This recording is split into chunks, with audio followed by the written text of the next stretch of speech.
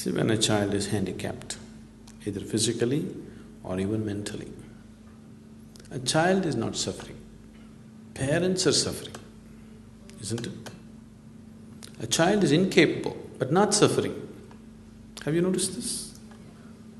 Even a mentally handicapped child, he's not suffering. Actually, he's more free of suffering than a lot of other children. But parents are suffering because their child is not like somebody else's child. It's a parent who is suffering because the parent knows the consequence of this child living in the society. He doesn't have certain capabilities, what will happen to him tomorrow. With these concerns, the parent is suffering. Isn't it so? The child is not suffering. The child is incapable. Handicapped means just that.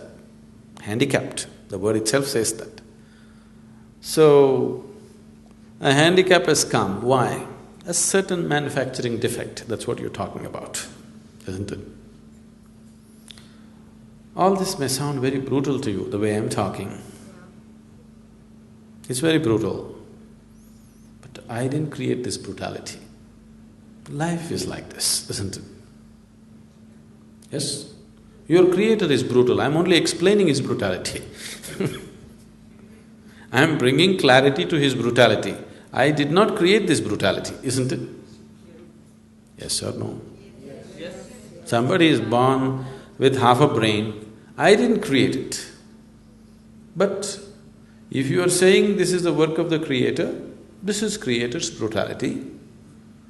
Either you see it the way it is and see what we can do out of it, or you don't see it.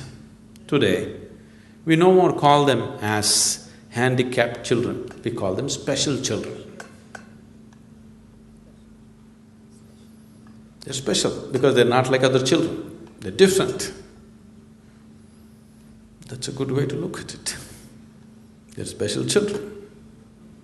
It is just that because you're comparing the child to some other child, you are thinking it is handicapped.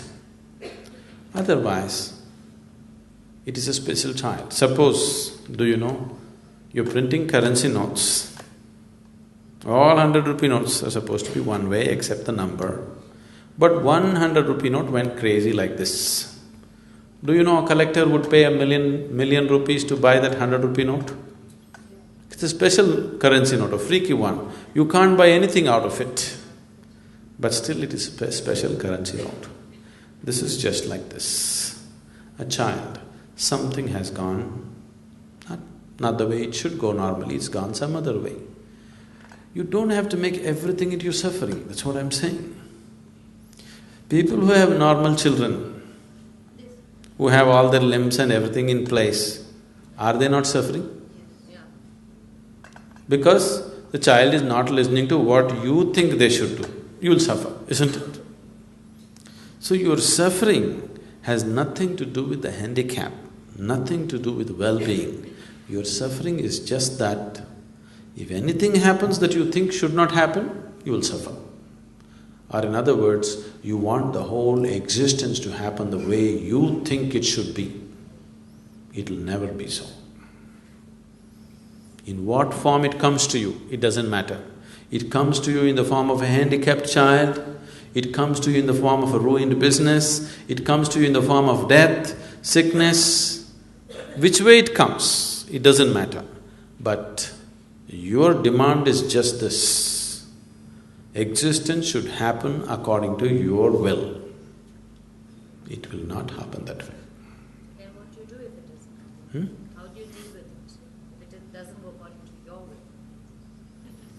If the whole existence goes according to your will… It doesn't go according to your will. No, suppose it goes according to your will. Your own existence. Yes.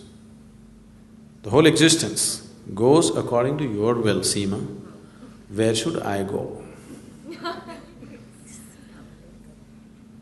It should happen according to my will also, isn't it? So some things happen your way, something happen my way.